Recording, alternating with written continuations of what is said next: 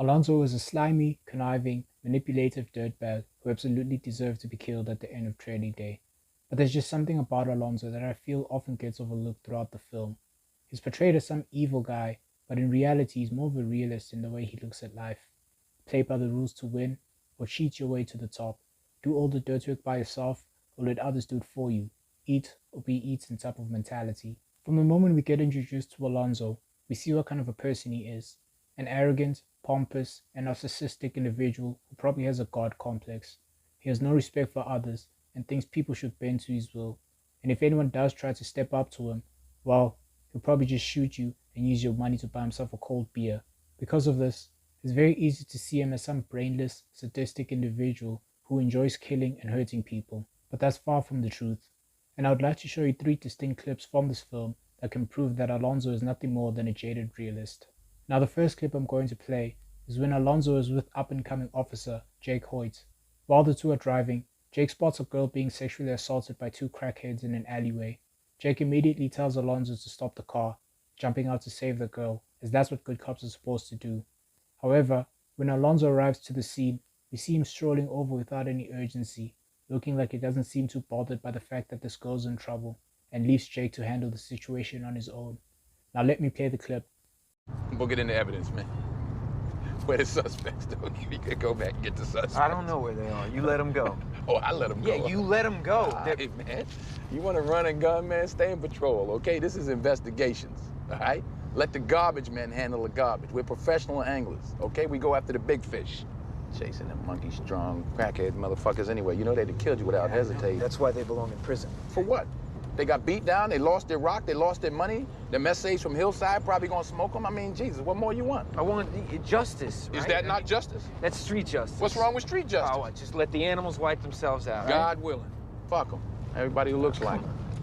Unfortunately, it doesn't work that way. The good guys, they die first, right? Those school kids and moms, family men, they don't want to catch the stray bullets in the noodle. The importance of this scene is how Alonzo looks at the world. He's basically admitting without saying it that he does care to some degree, but at some point you realize that there's a lot of bad guys for one person to handle, and so you can't save everyone from being hurt. All you can do is help those that can benefit yourself. It's heartless, but not mindless, because he'll basically help those who are in his pay grade, as there's just too many people for one person to save. Now the second clip I'm about to show is when Alonzo has a meeting with the wise men, and to give you some context, one of the wise men, Doug Roselli, is telling a story about some petty burglar that finds a way to trick the justice system, allowing him to avoid jail time. And as a result, Doug Roselli isn't too happy about that. But Alonzo decides to say this. Closed. That Freckle did 6 months in the puzzle factory, then they'll call him normal and let him loose. Never ever do a day in prison. Yeah, give him credit, though. Shit, he worked the system. Deserves his freedom. Yeah? Notice how even though Alonzo is a cop himself, he doesn't hold any grudges at the fact that this thief has found a way to avoid going to jail. He respects how he's played the system to his advantage, and so he doesn't see an issue with him being free. And even though this clip is no longer than 10 seconds, it shows us that all Alonzo does is play the game of life. If you find a way to beat it, then congratulations, he won't hold any grudges against you. But if he finds a way to beat it faster than you, no matter how dirty he has to get, then that's exactly what Alonzo will do. Now keeping what I just said in mind, my final clip is going to be when Alonzo shoots and kills his supposedly best friend, Roger.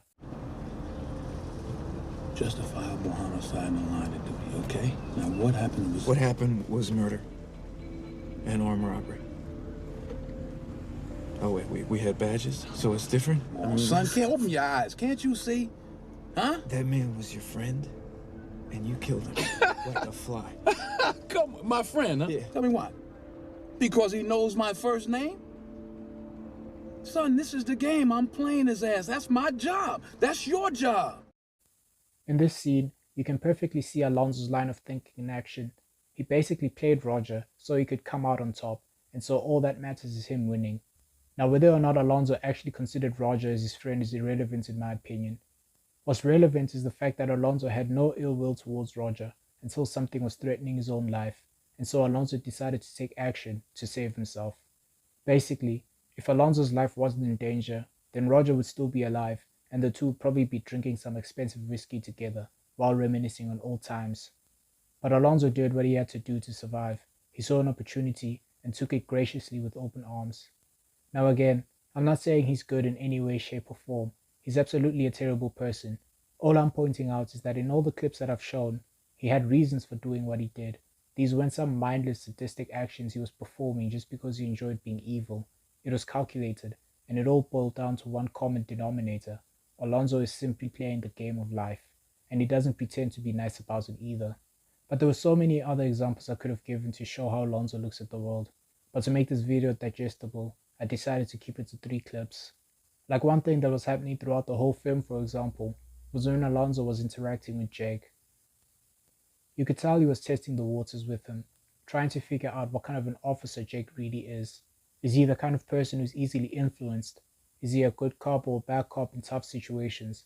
Is he able to be trusted to join his corrupt team of police officers?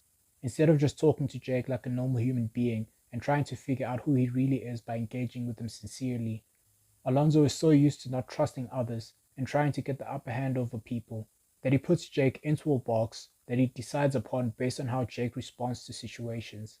Now that I think about it though, I honestly would have loved to see how Alonzo turned out the way he did. Maybe it was seeing how the bad guys win, no matter how hard you try and stop them, or the fact that corrupt officials are always at the top of the food chain. Whatever it was, made him snap harder than a dude getting his heart broken and turning to the red pill. But yeah, let me know what you guys think. Did we watch the same movie? I see Alonzo not as purely evil, but merely as a product of a corrupt world and taking advantage of it. What's your take? Did I give him too much sympathy? Let me know in the comments below. But basically that's it from me today, and I hope you enjoyed this video. Thanks for watching and have a great day. Peace.